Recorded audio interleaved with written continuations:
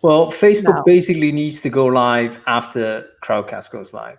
So I need to go and press a few buttons for it all to happen. Otherwise, it doesn't happen. So it's very strange. But yeah, ice baths in Switzerland. Let me just say, I'll probably never visit Switzerland as a result of your unkind offer. I'm threatening. Yeah. Well, I mean, you know what? I understand the value of it, and you understand that, sometimes to shock the immune system is what you need, right? That's the idea. Exactly. So the theory, I think, is sound, but right now it's 15 degrees in London. I feel a little bit chilly.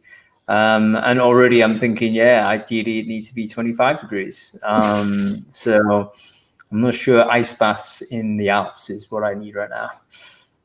Anyway, we're live. We're live, everybody. So welcome to Brainfood Live on Air, everyone. It's episode 59. We've got an amazing episode for you today. We're going to be talking about online recruiter communities and why you should join one of these. And in fact, how do you behave when you're in there? Like, how do you get maximum value out of being a community member in one of these places? So it's going to be a superb session. Got some great guests with us as well. Super exciting. Anyway, a couple of bits of housekeeping as usual before we begin. So just a quick sound check and AV for us. Again, we're multicasting across LinkedIn, Facebook, Periscope, you name it. We're just chucking this out there at you. So for the folks on LinkedIn, if you can hear me, just please say, yes, Hung, I can hear you. Quick comment below to say, yes, Hung, get on with it. That would be good for me to know. On Facebook, sorry, I screwed up last time, folks. I tried to go live. I did not press a button, basically, and it didn't go live. So apologies. But hopefully, yeah, it happens, especially when Hung Lee's involved. Incompetence is the name of the game. Anyway, if you're on Facebook and the Facebook group and you can hear this, just comment quickly below on the comment thing just to say, hello, I can hear you. On Periscope, if you can say the same, that would be great. Gary Turner, thank you very much. I think everyone can hear us on Crowdcast, which is great. Okay, I think we're ready to go. Okay, firstly, I need to also announce, very strangely actually, but because this product's actually getting deprecated, I found out. But Seen by Indeed are actually still sponsoring this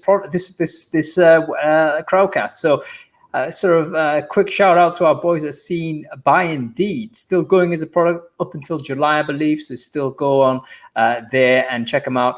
You can hire software engineers through that product, but it's sadly getting deprecated later this year. Anyway, on to the show. Very excited today, super excited because once again, Adam Gordon has been upgraded. It's always my sort of mission to do this. And this week he's been upgraded to Fanny Comba. Fanny, how are you doing? Welcome back to the show.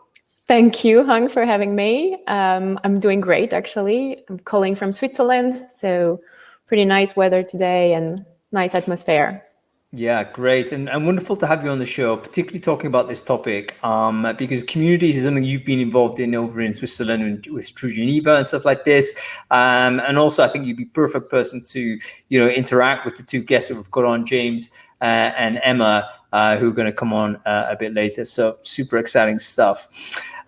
Anyway, we start off as usual, Fanny, by reviewing last week's Brainfood. Now, firstly, did you read it? And if so, what was interesting for you in last week's issue? Every time I want to make the joke to say, well, I did not read it. And I would wonder how you would go on with this, however. It will be a deal breaker. Literally, the show would cease immediately because we need to have this segment. Without the segment, I just would not know how to do the transition. So no, obviously I read it. It's my Sunday meeting. It's the only reason I read my emails on Sunday. It's to read the Brainfood. And I picked up two articles for this time that I found pretty interesting or very interesting. The first one is extremely interesting in terms of content, but also in terms of format. And it's so rare, from my experience, to have content that is really well done, format-wise as well. And the article called Culture First Start With Today is really amazing. So it gives you very interesting advices on how to face this COVID situation you were into on a culture more level and on our psychological level. It shows you a different way on managing your mind and your personal well-being. You have a podcast, you have an article, you have tips, you have curated content within this whole article. And I thought that was really super well done and well constructed. So big kudo and thumbs up on this one. You know what? That's amazing to hear you say that from because you obviously you do employ branding, marketing, and all this type of stuff. So you think a lot about how you construct content, and I agree with you entirely. This thing wins because not only is the content amazing, but how it's kind of put together and presented and communicated to you is, I think, groundbreaking. So in other words, this is by Damon Klotz, by the way, good Brainfood, a friend of ours at Culture Amp. And he's basically launched this new series, clearly put a bunch of work into it. But it's essentially a multi-channel, multimedia way of consuming the content. So if you want to read short form, you can go ahead and read some short, like snippet type stuff. If you want to read a long essay, you can do that. If you want to go into the podcast, you can do it. If you can, and kind of, the entire thing takes you through a journey. So you can see how the information is architected together. They've thought a lot about the user experience and the user journey. And I felt I was exploring it as I was going through it and thinking, wow, this is great. I want to listen to that. I want to consume this. Really, really well put together. So in the Crowdcast, I've just shared the link there. It's called Start With Today. It is about COVID-19 and how actually you need to take care of your mental health as well. So regardless of how it's presented, content is amazing. But please do pay attention to how they've done it, because that, I think, is a great lesson for how content is probably going to go in future. Much more interactive, much richer, and a combination of text, video, and everything else, right? For me, it's so rare to be able to read a piece of content and not get bored after 2 lines. Usually it's just, even if the piece of content is really good, like my mind goes away right away. Whereas here, because of the diversity of type of content, it's just amazing. I enjoyed as well the emoji sourcing article. That was really straight to the point and quite funny. She put it in a very funny way, I thought. And it's interesting. I've never considered using the emojis in the way she's using it for the search and for, like, for example, phone numbers on LinkedIn directly. And I thought it was a useful tip, but very quick tip to get and easy to apply. So good. This is a brilliant article by Trish Verdica, I think she's called. But basically, folks, you can actually search a search engine using emojis. So sourcing, if you source for, let's say, the phone number symbol, you got half a chance that there's going to be a bunch of phone numbers on the end of that.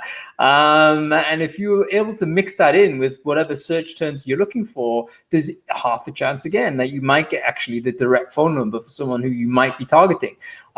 So, I mean, that was a jaw dropper for me. I mean, I just never assumed that you could do this. Of course you can, because the machine is dumb. It's not going to recognize the difference between a symbol and a letter, which of course is a symbol. So the same category as far as the search engine is concerned. So I didn't know anything about this. In fact, hands up anybody who did. If you did know that you could search a search engine using emojis, please raise your hand and say you knew it. I had no clue, but it could actually unlock a door for a lot of profiles you'd never see. And it's pretty interesting because she gives also a different kind of emojis that she tested and to see how it performed and how it worked, or also with the emails symbol. So it's pretty cool. Yeah, the email one's a classic, right? I mean, it's the a envelope, classic one, yeah. Obviously, a lot of websites have this, and people like to put the cute emoji in instead of the E number or whatever, the E sign or whatever. And of course, you can search against that. So really smart. And you can save so much time. So pretty easy tip. And the last one that I picked up, it's also because we are in a video format here, or in a conference format, and one was a BBC report on how to be a video conference work star. And my aim when I read the title, I was like, okay, is Hung Lee a conference rock star? So I tried to check every point, like, is it doing it right or not? And you seem to be pretty good according to the list. Oh yeah, so pretty good. It's not obviously what am I doing right? What am I doing wrong? Because this is a great article, but I realize I probably am not walking the talk on this. What am I doing right? What am I doing wrong? So one of the things that is really important is the sound. So you put a very important point when you invite guests or co-hosts that sound is really good, and that, for example, you use this and not Wi-Fi, wireless speakers, etc. So for this, you're really good, I would say. The visual part, like to have enough lights and like good backgrounds, and that we can see you well. I think it's okay and it's good as well. However, there is one thing is the level that you put your camera. So you should never have the camera too low for two reasons. No one wants to have the double chin. And the other reason is like in terms of non-verbal communication. It gives like an impression of like you're overcoming people when you're too much on the top, and it's not like an equal conversation or equal relationship. So it has to be on the eyes level. So and do I raise my so for instance, is this better? So that would be good to be a little bit higher. However, you have to frame with your shoulder in, like at least your shoulder or your, like, can you say your torso, to give a little bit of sense of you're not only a head, like floating head, but you can also communicate with your hands, because nonverbal communication is also very important on the video.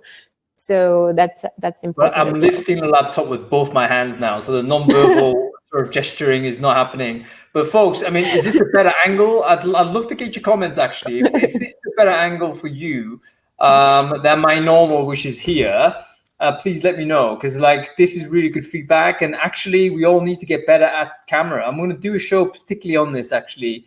I think in the next couple of next month we will be talking about how, like, technically to get better on camera, because I think we all are learning as we go. And I've just defaulted to this because it was kind of okay. But this is good. I'm kidding. This is good. But some people you can see that are really coming from the bottom, and it's disturbing. It feels like they're huge on you. And the other thing is that they say that you should look at the lens, like the camera lens, but this is so hard to do because it feels like it's really hard. It's better when you look at the other person, I feel like, when you're speaking. I think for me, I mean, this is probably my vanity, but I end up looking at myself more than anybody else. Because you know what I mean? On a split screen, I'm looking at do myself. You have something in your head? In my teeth or anything like this. And basically my eyes are always looking at the corner. So this is definitely something I need to get better. I need to project like this and talk directly to the camera. But then I can't see your face, right? So I don't know whether you're reacting to that and how we're doing it. So all very, very interesting, but great tips. I've just shared the link, by the way, in the Crowdcast chat stream. Did I do that? No, I didn't. Let me share it again, because it was a really useful, basically this BBC reporter, who obviously you would imagine would know about cameras, camera angles, and so on. Just basically, you must have been very disappointed at the, I've already sent that. Yeah, it must have been very disappointed at the experience of seeing all of these Zoom videos being terrible. And then just said, hey, listen, here's how you fix that. Because obviously this guy who works in front of the camera, I think he's a guy, he kind of works in front of the camera. Please do read that. We can all upgrade, all get better. And really important we do that, because actually a bad experience, it reflects on the other person, right? The other person feels the bad experience, bad audio, bad video. It just makes the entire thing degrade. And actually for a show like this, where we're doing a live stream, the audience will definitely start dropping away if you have bad audio. There's no question, the tolerance is really low.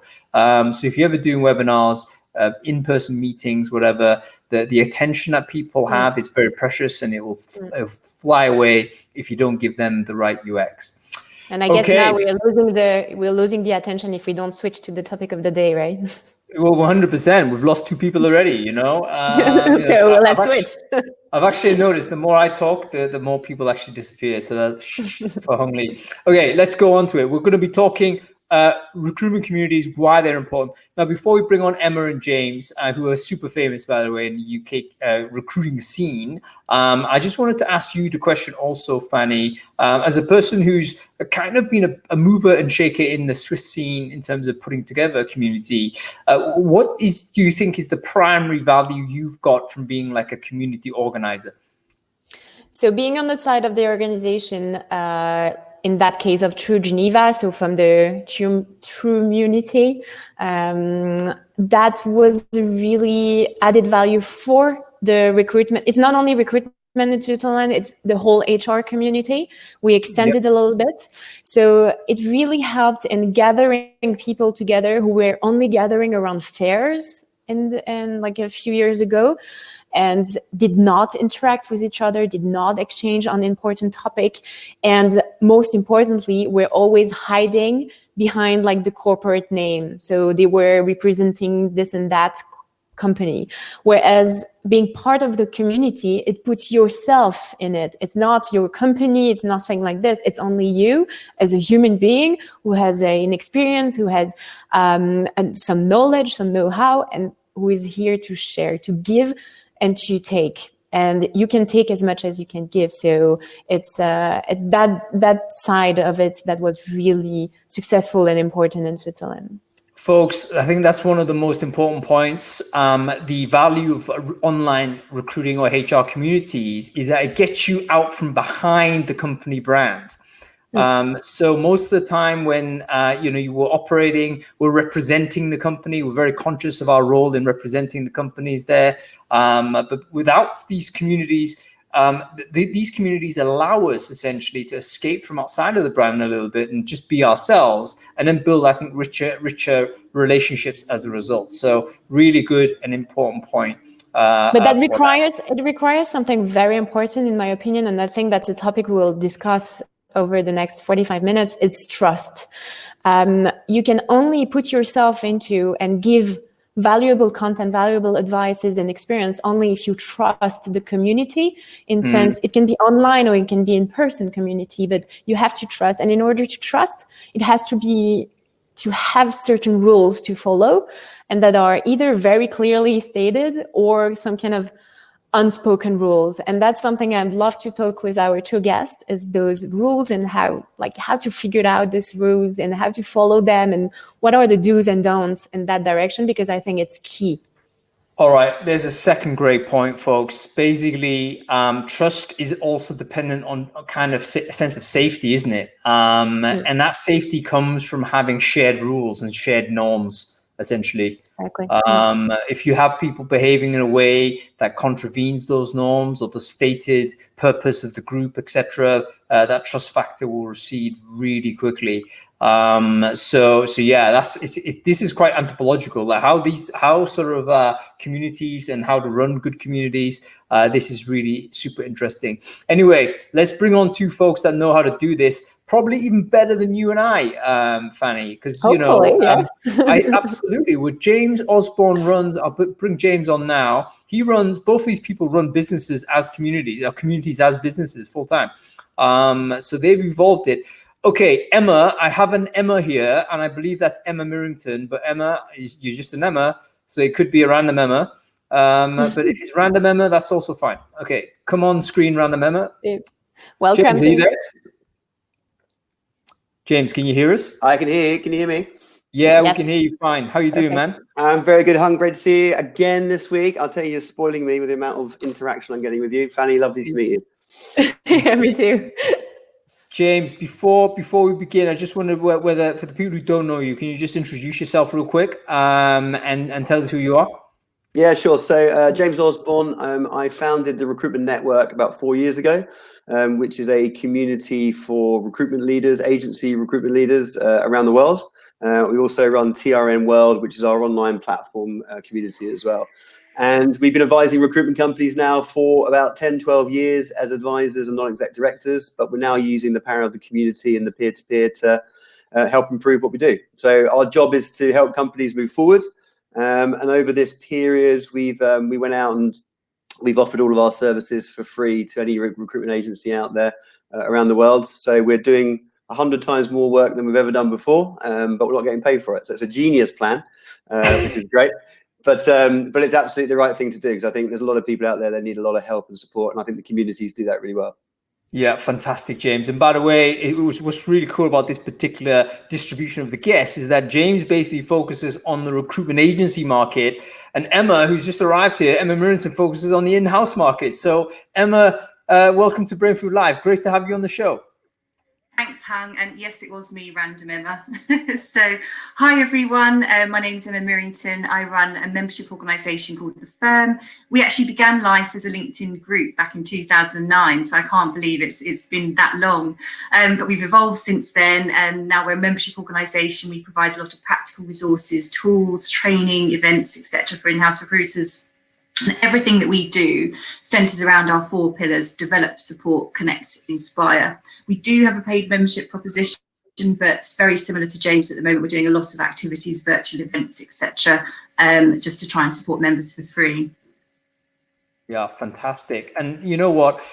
There's so many people interested in the idea of community. How do you make a great community? Why you should belong to one?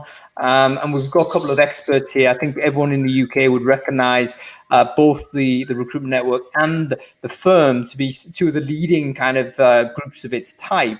Particularly how long you've been working and how much value the community members get from it, and the fact you've actually been able to make a business out of it. So that's actually one of a litmus test, is that do people get enough value to actually, pay to access? And they do in both of those 2 groups, which I've shared, by the way, in the chat stream there. So if you want to check these businesses out or these communities out, please go ahead and do that. Okay, let's start off with the first question.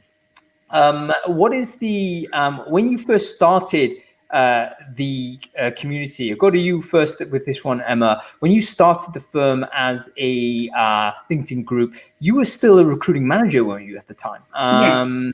So tell me about the evolution of this. You were operationally in the job. This was when I was working at Unilever at the time, and I'd been working in a graduate recruitment management role. And at the time, there was an organisation called the AGR, Association of Graduate Recruiters, which is now the Institute of Student Employers. So I was very well used to going along to my events, to networking, to benchmarking myself against other recruiters. And then I got promoted into a mid-career recruitment role and suddenly found there was absolutely nothing. I didn't know what other people were doing. I didn't know what good looked like. And this was about the time that LinkedIn had just began groups back in 2009. A friend of mine had started the group. So I approached him. I said, I think there really could be an opportunity here. Set our first event up a year later. We had 50 people come along and 50 on the wait list. And we thought, actually, there's a real opportunity here. And here we are 10 years later with over 10,000 members. Wow, that's amazing. Impressive. That's really amazing. So 10,000 paying members of the Firm, is that right? No, so the LinkedIn group is still absolutely free for all, but 2,000 of them are paying members. Okay, and the LinkedIn group is still going, is that right? Absolutely, yes. And the LinkedIn group will always be free for all. So we'll never change that. And it's a great window for us in terms of other products and services that we can offer. And also a great way for us to keep interacting with our members and understand insights, etc. Okay, I'm going to swing back to this. Sorry, go ahead, Fanny. Is there any criteria to join the group? Did you put any rules or? Yes, yes. And actually, we've received a lot of challenges in the past over this. So we're very specific that you can only join the group if you're in a talent acquisition role. We do allow RPO recruiters to join if they're actually on site at a client, but we don't allow suppliers to the industry to join the group. And I think that really sort of echoes what you guys were saying around it being a safe environment, because a lot of the time when people come to the group, they might be asking for information or insight around suppliers or services, etc., and they won't want to do that, and then suddenly get inundated by lots of suppliers trying to sell them their services. That's right. I'll try to keep track on all the. Yeah, sorry, Hong. I did this, and I'll leave you the word. I'll try to type down all the rules or the advices that you give during the talk, and like that we can share it afterwards. But having a specific role definition was definitely key in your Absolutely. case. Yes, because I think as well, firstly, you've got a common interest. You're providing a safe environment for people. So absolutely, that really works for us. On that note, no, Fanny, thank you for making the notes, by the way. I think that's going to be super useful. A quick one, by the way, if anybody's got any questions for any of our guests, please ask them in the ask a question function on the Crowdcast at the bottom of the screen. That's the way we can get to the question. And secondly, by the way, safe people, the sense of safety coming back again, super important. Guess what? Being inundated by sales calls or marketing messaging is not safe. We know this already as people that need to do sales and marketing. If we overdo that, people get really annoyed. And the reason why I think individuals join online communities is specifically to interact with peers, but not be subjected to this type of experience. And James, I think that's the same on agency side. I mean, agents themselves will probably not want to be bombarded by sales calls, right? I mean, when they're in the recruitment network, you also protect that and police that as well, don't you? Yeah, we definitely do. I have a slightly different take from Emma's, and I think Emma's absolutely spot on with regards to the role positioning. So we invite people into the recruitment network who are agency owners and senior managers and directors. That's the criteria. We position ourselves very much as an inclusive community rather than an exclusive community. I think that's a really important point differentiation for us because we don't want to be seen as one of these little sort of private boys clubs type stuff where we all hide behind sort of these curtains and do our little secret sort of stuff. It's not about that. This is about bringing and sharing as many people as possible who can add as much advice as possible. We have a number of partners, so we do let partners in who are suppliers to the industry to join the community, but they're the ones that we try and filter as much as we can and put guidelines and frameworks around what they can and can't do. I think there is a massive value that if you have the right partners and the right suppliers in the industry interacting with your community, it's actually really positive because they have a very different angle and insight into things that we don't often get seen. You're absolutely right, though, and I definitely agree with Emma on this. That, it's not about selling stuff. This is about sharing, collaborating, supporting, sharing knowledge and insights. From that, a sale might happen eventually. I totally understand that, but it becomes very crass when people feel that you've got to be sold to be in the club sort of thing. I think it just ruins the whole point of a community.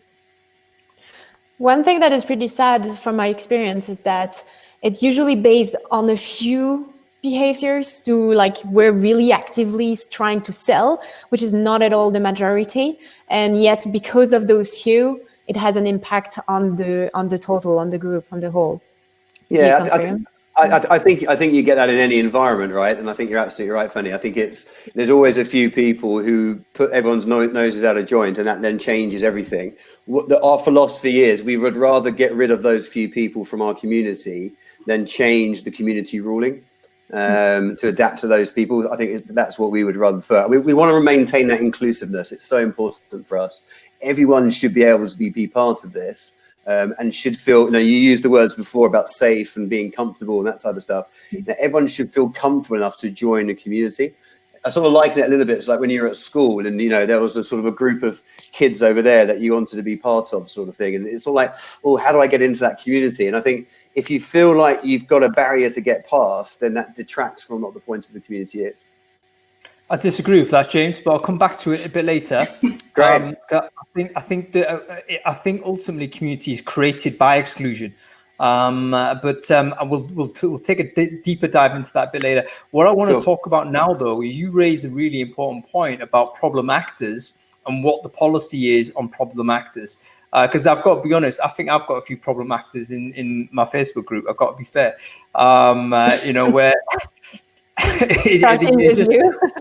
Well, it might be me. Who knows? Maybe I should get rid of myself.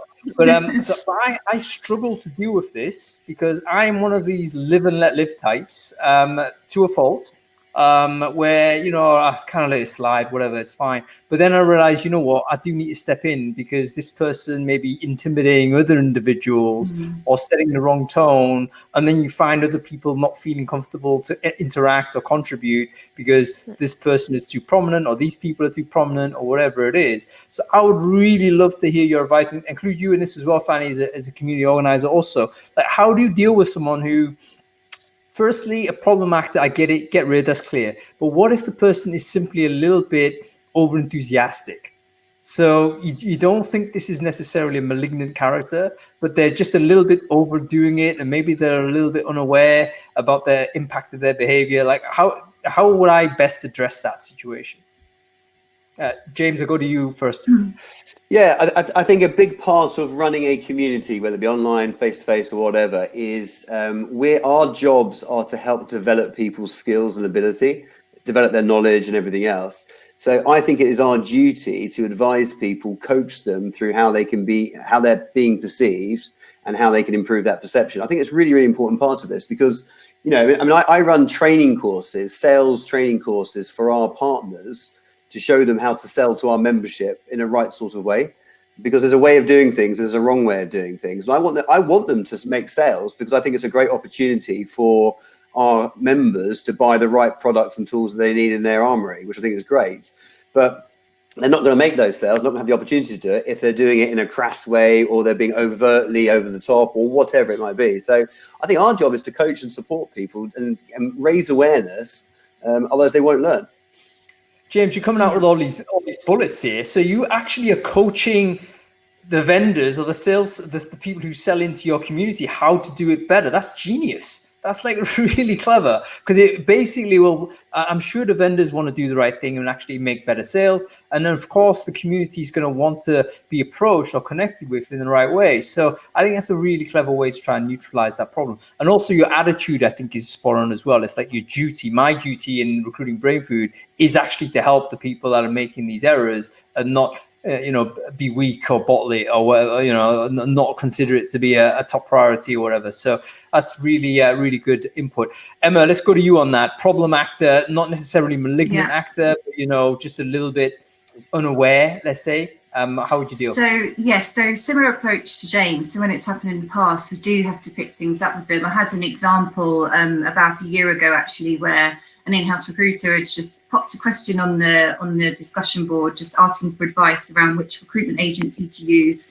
in a sector they hadn't worked in before.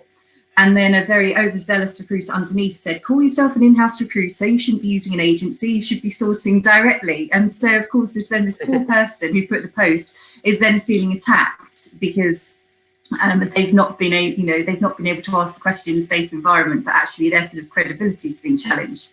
So that sort of thing, then absolutely, I do pick it up with the individual, because for us, it's very much around positive discussion within the group, and we really try and weed out any negativity.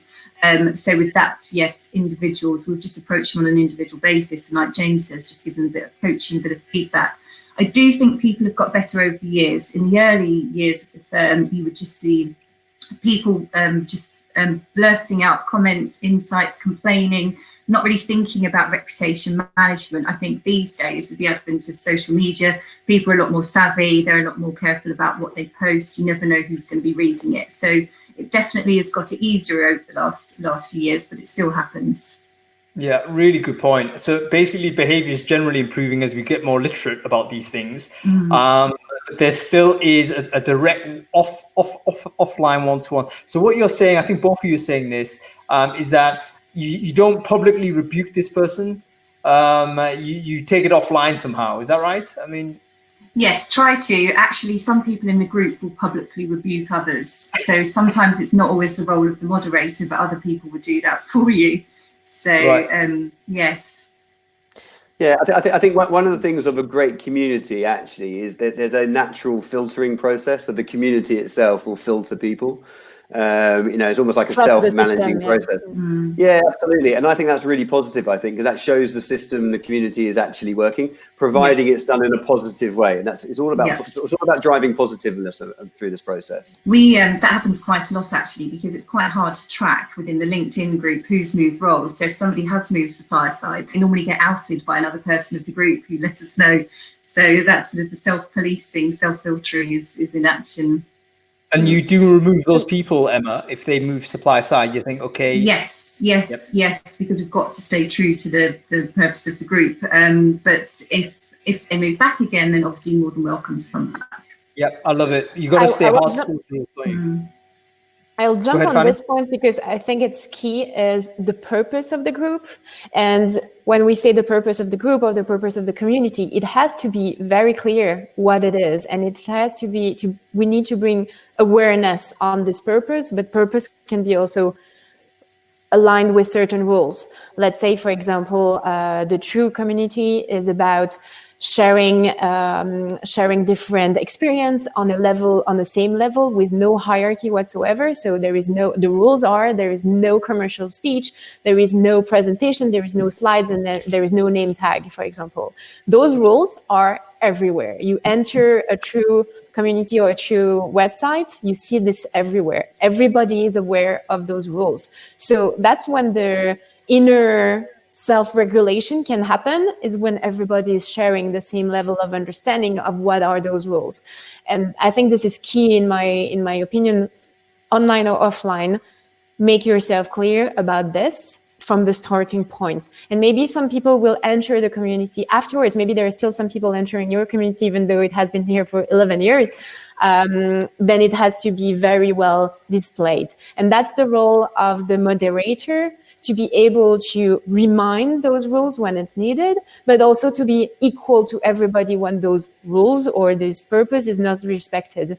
And when you were saying, for example, not telling this person that is a bit, maybe it was a euphemism when you said too enthusiastic, but I guess you meant like really maybe harsh, trying to sell something or something like this.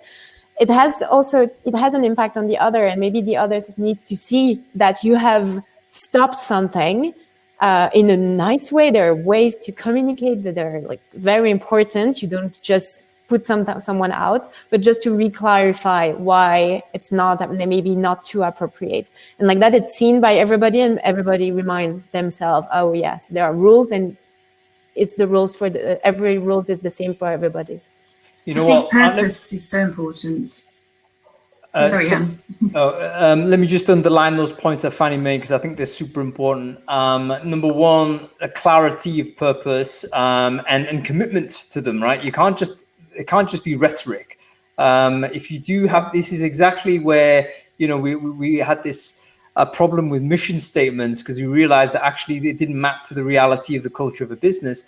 In the same way, for a community, you can't just have these values and not actually, they have to be absolutely sacrosanct, which in fact, this leads on to this exclusivity situation, James, which I think I'll touch on again a bit later. I want to get back to this, but I don't want to lose the thread with Fanny.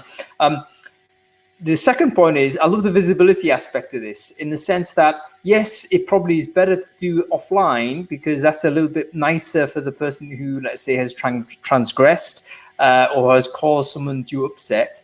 But there has to be some way in which you can communicate that publicly, so that the other members of the audience or the community can understand, actually, yeah, that's a thing that happened, and this community is protected and is policed, small p policed.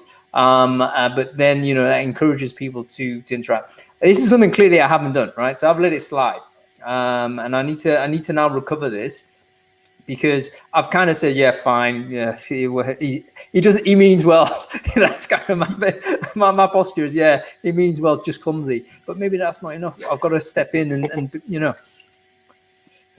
anyway, where are we? I've lost my thread. We were just, I was just going to say about purpose, really, because James and I were speaking a few weeks ago, and actually with both of our organisations, I think one of the things that we really have in common is that we're both very purpose-led. And I think for the firm, everything that we do centres around our 4 pillars: develop, support, connect and inspire. And every decision that we take in the business, everything has to centre around at least one of those 4 pillars. And James, you're similar, aren't you? Yeah, very much so. And I think I love all this stuff, because we look at our organisations all the time around, what's our company purpose, our mission statement, vision statements, our values. And actually, it's really interesting when you talk around mission statements, purpose and values when it comes to communities, because it's exactly the same thing. And the really interesting piece for me about this is what I found with our community is that we have a very clear set of values as a business. I think people know who we are and how we work. It doesn't appeal to everybody. It appeals to a certain type of person, and that's fine. And consequently, I think we naturally attract the same sorts of people with a similar value set and similar purposes and that type of stuff. That in itself means that as people come to us in the community, they're already halfway in with the same set of values and purpose anyway. And I think that's really, really powerful. There's lots of communities you can join, right? And they're all different for different strokes, different folks, that sort of thing. which is fine. But I love the idea that actually people just naturally, by the time they get to us, they've already made their decision of who they want to hang out with and that type of stuff, and how they're going to behave when they arrive. You know what? That's actually a really important employer branding point, isn't it? Because we can take it down to the level of a business, and the idea is that you should communicate your values in such a way that it attracts people that are naturally inclined or naturally aligned to these values, and actually deters people that are not aligned to this. And the communities, as you say, operate in very similar ways. Maybe, in fact, communities could evolve into the next generation of companies, which brings me to the next point, because both of you have made companies from this. And in fact, it's one of the questions that's been asked by Tris Ravel. So I'm going to just ask the question out loud for the audience who can't see this. Tris asks both of you here, did monetizing your community affect engagement? Go to you first, yes. Emma. I think from a LinkedIn group perspective, then no, because the monetization came from the website and the platform and the events. So I would actually say that from a LinkedIn group perspective, no. We made mistakes, I would say, in the early days. So, for example, just trying to promote too many sponsored webinars, too many sponsored events, etc., so that then the content streams become uneven. So I'd say that's definitely been a learning for us. But no, in terms of the other offerings, that they're on different platforms. So the LinkedIn group for us is a great window in terms of the business opportunities on the website. So that's actually a really good point. I mean, simply that you might have the community behavior on a different platform from the monetization in effect. We tried to move it across onto the website, and it just didn't work. I think people are just very happy and comfortable with the LinkedIn forum. So yes, I mean, you have to try. You try things, some things work, some things don't. So yeah, amazing. That's a really good technique. Go to you, James. How did monetization affect engagement? In fact, was it ever non-monetized? Because maybe you set it up right from the get-go as something that was a pay-for community to enter.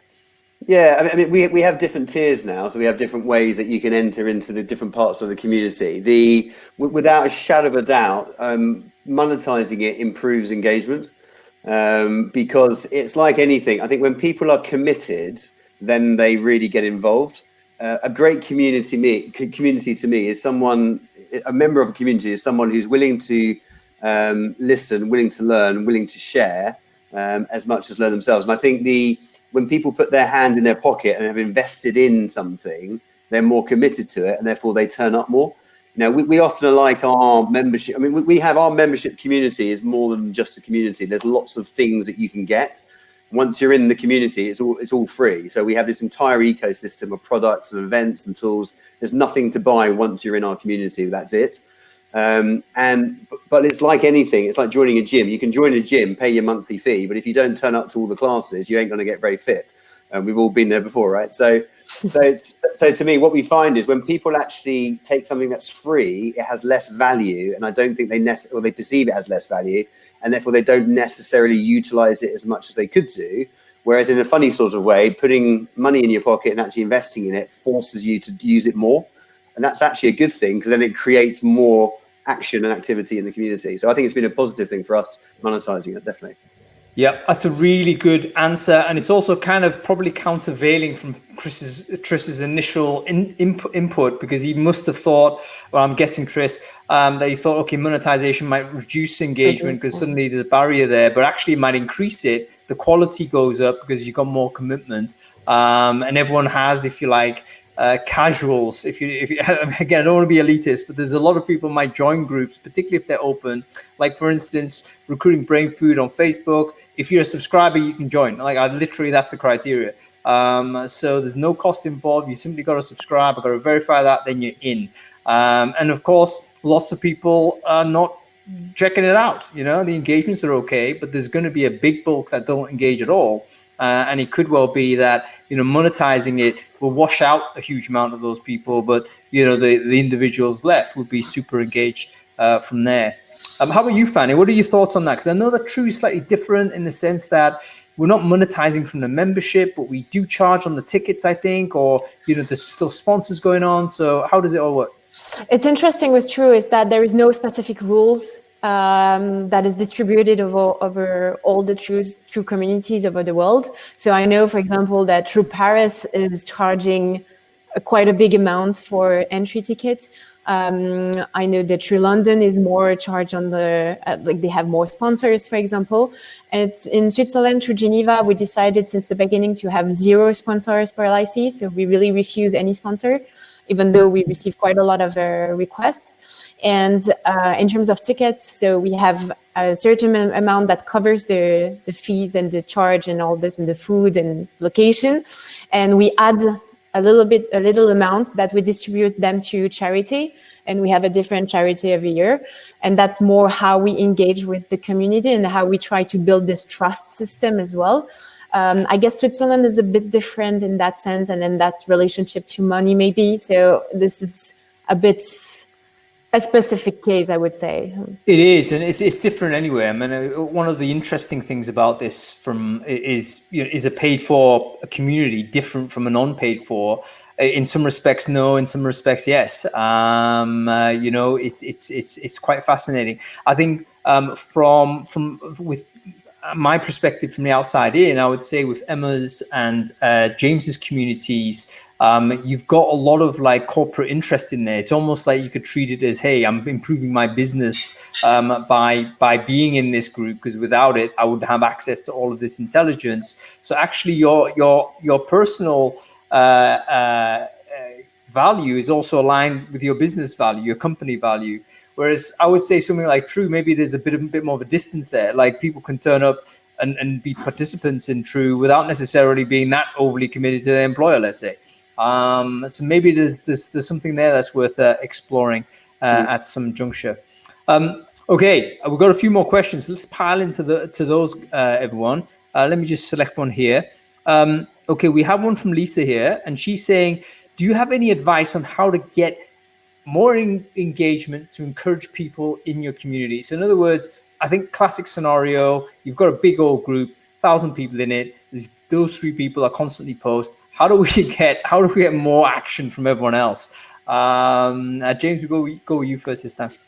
Yeah, well, the number one thing that you need to do is understand the community. So I think what happens as a curator of a community, if that's the right word, or someone who has to direct what happens in that community, I need to understand who's in it, what they need, what they want, what they don't know they need yet, but they will need. And then our job is to advise them on that and then go and get it for them. So it's like anything. If you look at any community, if you go to, let's use the analogy of going to a party. You'll go to any party when we're allowed to go to parties again. And there'll be a group of people who are the extroverts, the noisy ones, who are the ones dancing on the dance floor. And there'll be a group of people in the corner, nice and quiet, still having a great time, but they're not interacting in the same sort of way. It's exactly the same thing in the community. And our job is to understand how we can go over to those quieter people and make sure they're still having a good time. They're still getting value out of the party. They're still enjoying what they're getting from it as much as the people are over there. So the way to get engagement once you've got people in the community is understand what they need, help them understand what they think they might need, and then go and get it and give it to them. And then that will then create the opportunities for conversations and interest and so on and so forth. Can you give me the mechanism to do that, James? Is that a survey? How do you go ahead and do that? Because if they're, let's say, being quiet and they're not actively engaging, maybe they become less visible to a moderator or curator of the group. How do you go and approach them? Yeah, well, there's 2 ways. So number one is assessment. So we run lots and lots of different data points across our business, some which is traditional, what do you want type questionnaires. Some are basically using different types of data to understand their business needs, etc. So we have a system, for example, on TRM World called Pulse, which is basically a free assessment. You pump in a load of data about your company. It gives you a complete report about your business, good, bad, and ugly, from a recruitment perspective. So that's brilliant. That gives us data and insights. It gives them data and insights. It just sort of works. So that type of stuff is really, really useful. I think the other piece as well is a lot of people come to communities, I think, because they don't actually know what they need to know yet. Right. So you can ask them the questions, but they don't know the answers. Our job is to make them understand what are the questions they need to be answering themselves and then how to answer those questions, if that makes any sense. So we need to be 3 or 4 steps ahead of all of our members to ensure that they are 2 or 3 steps ahead of their competition and so on and so forth.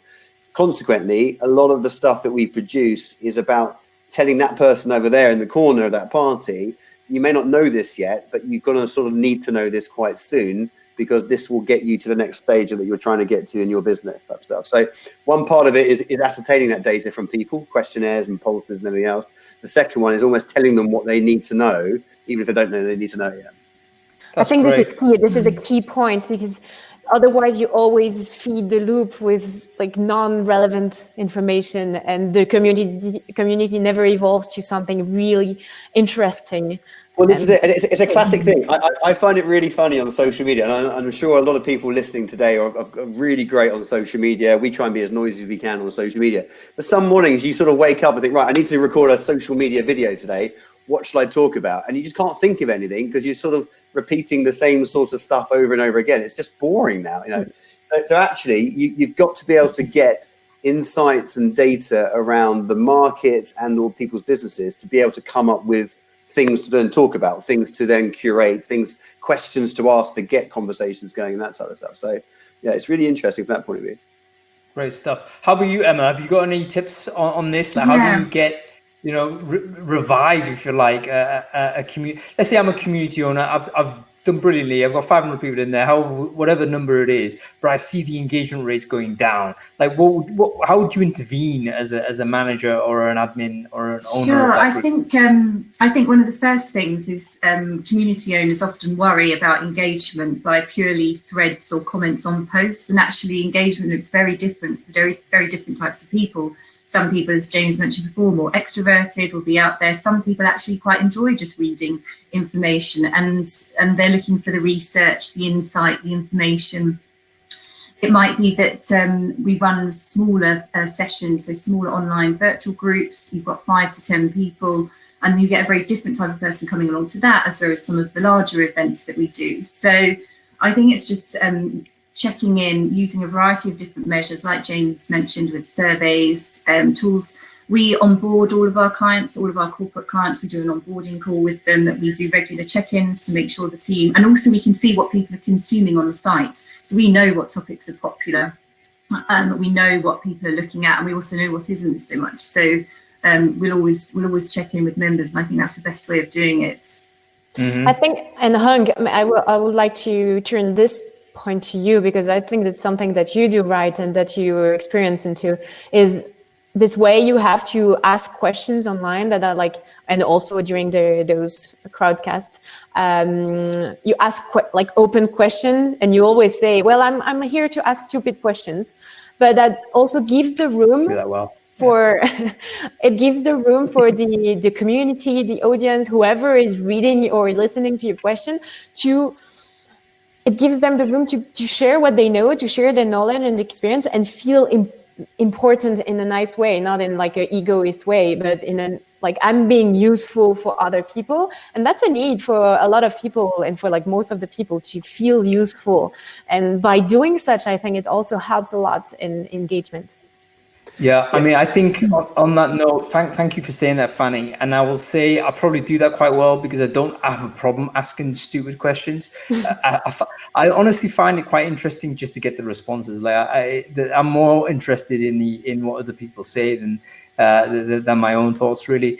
However, that doesn't necessarily re-engage the disengage, because what will happen is the people who are already engaged will answer the question. So even though it's busy and things are happening, it might still be there's like a big bulk of people that, in your analogy, James, they may be having a good time, but I don't know. They may be having a terrible time, or thinking, what the hell am I doing here? But I need to find that out a bit more, because potentially I'm not provided the right sort of experience for them. But this is it, and I think it's like anything. Sorry, Emma. There's a big part of it at that party is you need to be the one to go over to them and ask them, "Are you okay? Are you getting value? Are you enjoying yourself? Do you want a drink? Can I get you a sandwich?" So I think I don't know where this is going with this analogy. It's going too far, but you get the rough sort of idea, and it comes back into a little bit about as sort of owners of communities, if that's the right word. Are we facilitators? Are we curators? Or are we directors of content or advisors? And a big part of what we do is a blend of all three. So we curate, we facilitate, and we allow facilitation, but I've also got to advise. I'm a non-exec director for businesses. My job is to advise them and tell them how to grow their businesses and how to move forward. So you can't not do that as part of it. Well, on that note, James, I think I've participated in a few of your events. You've kindly invited me too, and I was actually super impressed about this structure that you give to the audience. It's like, hey, here's your homework. You can call it homework, don't you? And it's like, hey, we're here to improve. The reason why you're here is to improve your recruiting business. Here's what you got to do to get there. We know this because of the access we have to all of these other businesses that are doing fantastic.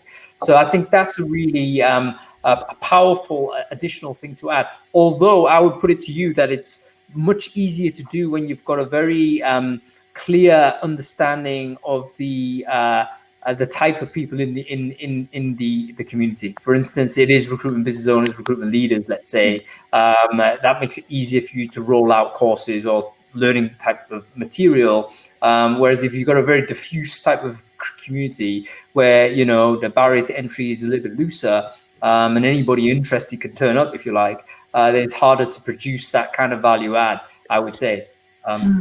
Yeah, I was just going to add. Sorry. Go on, Emma. You go. Emma. I was going to say, we see a real life cycle in terms of a community participant. So you see when people first join in a new role, asking advice, insight, support. Then when they're more used to their role, they might just become lurkers for a while. Then when they start thinking about new opportunities, you'll see them start to raise their profile, supportive, helpful, giving a bit of thought leadership. They'll use the group to do their role searching, and then they'll start a new job, and then it starts again. So there is very much a life cycle as well. And a part of a community, it's people, and people, sorry to say, people is data. And looking at the data, so not on a people perspective, but more on a real data perspective, and analyzing this is also key to see who has opened your emails and your newsletter that you're sending, who is connecting to the community, who is actually engaging or not, and what proportion, how many % of your community is liking. There are some commenters and some likers and some speakers and some more quiet, but have a clear view on this, and that will really help you to also analyze this and understand your community without only asking. Because sometimes I'm giving answers that are contradictory to what I'm doing. My behavior is often different from what I think my behavior is. Yeah, and I think with that is a really important point. We learned the hard way when we set this thing up originally, is that we used to produce some amazing tools and content and events that we thought were brilliant, and nobody wanted them. And it was just like, we hadn't looked at the data first. So what we thought was amazing, everyone else thought was rubbish or not necessary or not needed right now. The one thing I will say, Hung, to your point about having sort of a wider demographic, I suppose, of people within your community. One of the things that we made clear from the beginning when we set up the recruitment network is it's not about me as the person in charge of the business or Gordon, my business partner. It's about the people within the business. So we make it very clear we don't know everything. There are some people who always say they know everything. We don't know everything. We put our hands up and say we don't, but we do know enough people who know together we know everything. So what we have done is we've built a very nice ecosystem of people like the me's, but have got different angles. So actually we can cover most things. So I think the more people like that you have who are in that supporting position, the more you can actually widen and add value to a wider cross section of people. Okay, so you're talking about a secondary tier of community members that can step up to provide additional support or value or something like that. Have I got you right there, James? Yeah, or advisors, so people like yourself. So the reason why we bring you to our events and why we like hanging out with you is because there are certain things that you talk about that I have absolutely no idea what you're talking about, but it's needed by our members and they love it, which is brilliant. So rather than me trying to work it out, second guess, translate from you, I'd rather bring the expert in, which is Hung. Hung, you explain it, you talk about it. So that means we can cover everything. We know the right people who can cover every aspect of what you need to know to be able to grow, develop, etc., etc., etc. Yeah, fantastic. Okay, everyone, we're running a bit short on time, so I just wanted to kind of bring it to a close. Matt, you've asked a question. We actually answered this one earlier. It is about how do we deal with problem actors. Basically, how we deal with it is through offline kind of conversation, one-to-one, and then potentially we would announce something publicly to say, hey, listen, we've addressed that particular issue. And then, of course, we might have a rule to say, 3 strikes and out or whatever, or you can kind of sin bin people if you want, or do other things to kind of try and provide some sort of corrective mechanism there. Okay, coming to the end of this, let's talk about COVID-19. Let's talk about in-person events. In-person events are a big part of this, right? All 3 of you running communities, but hey, it was all one of the big center points was bringing everyone together in a room and let's get deeper relationships that way. Imagine a world where that can't happen anymore. What is the impact in online communities as a result? Do they become less valuable, more valuable? Is it harder, easier? What is the impact of actually not meeting in person going forward? Fanny, let's go with you on that to begin with. I'll be quick. I think that this context showed us that it's possible to meet online and in a very engaged way. You gave a very good example with the Brainfood Marathon a couple of weeks ago. We organized several true live online as well. So yes, we're missing maybe this contact, but the value, the content and the engagement remains very crucial and important even when it's online. It all depends on how you're ready to give yourself in, whether it's through a computer or not. And one thing that I would like to add is that it's so fantastic to see, I don't know exactly where you are located right now, but I'm in Switzerland, for example. I've been having some very interesting discussion with people in Canada, in USA, and Australia as well, through those online way of doing it. And physically, it's much harder and much more expensive as well. So, I have to say I agree as well. So we didn't actually think it would be possible to bring the round tables into the virtual environment, but we did last week, and it worked really well. I think my top tips for anyone else doing this is that you need to be really organised, and you need to have one person keeping an eye on sort of the live stream as you are now, Hung, with sort of the questions coming through, and then one person to actually facilitate and enable the discussions. But actually it will mean that we can reach a far broader part of our community doing it virtually than perhaps we've been able to do so in the past. So it can work. And you, James? Yeah, see, I've got a real thing about COVID-19 at the moment, and it's something I've stuck true with the whole way through. I'm going to stick to it to the end. We have a lot of conversations with a lot of people every day about the situation we're in, and there's a lot of language flying around that it's a really difficult situation that we're in, difficult times that we're facing. We're not in difficult times, we're in different times. We've got to get our mindset right about this. If you go back 10 weeks ago, and I said to everyone who comes to our events, everyone just stop working as you would normally do, all go work from home, get on with it, and see you in 6 months' time. They would have gone crazy at me. But guess what we all did? We all did it. We all got on with it, and we're all making it work. And this is now becoming a new habit, a new way of working. So you can look at the COVID-19 situation in one of 2 ways. It's difficult, it's hard, it's challenging. Sure, of course it is, I get that. But it's also different and creates massive amounts of opportunities. And without a shadow of a doubt, I have never, and this is very similar to what Fanny was saying, I've never in my life been so efficient and engaged with so many people, and yet I am so disengaged at the moment because I'm sitting in my home office, where actually I've been speaking to people all around the world every single day, non-stop for 8 weeks now. And what that creates more than anything is the ability for a community to become even more instant with its support. So if I've got a question, I can get immediate response quickly now, rather than wait till the event to ask the question type thing. And I think this is a real positive opportunity. And people will look at things in all sorts of different ways. I look at it, you know me, Hung, I'm Mr. Positive, I always will be. You can't take that away from me, whatever happens.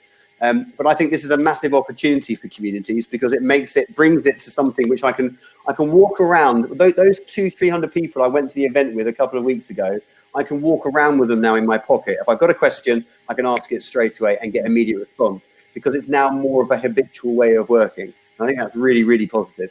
100%. Thank you for sharing this. I think this is a key takeaway for everybody. Fantastic. And I'll leave it with a final thing. If you are not a member of a community or want to join a community, there is a big list of communities. I think it's over 500 online recruiter communities in that list, crowdsourced from the Recruiting Brainfood community globally.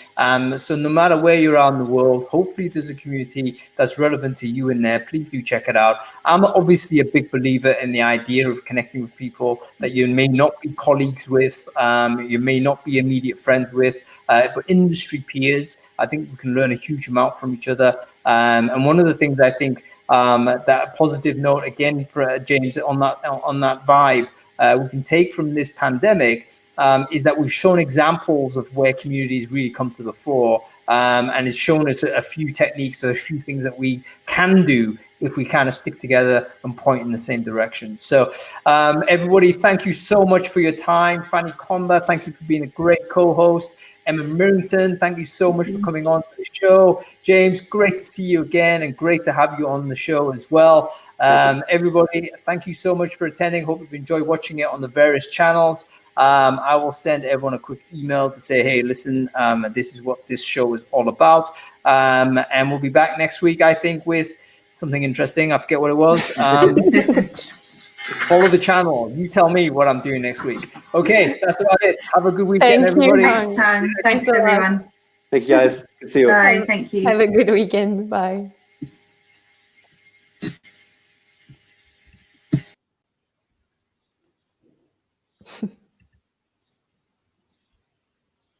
I think that's it, Fanny. Well, listen, you got some compliments on your map on the wall the other day. I forget who it was that said that. May have been Bass. But don't tell him it's not your wall. It's not your map either. Anyway, listen, I'm going to kick you out because the show's over. We'll catch up soon. Okay. I'll see you soon. Bye. Thank you, Hung.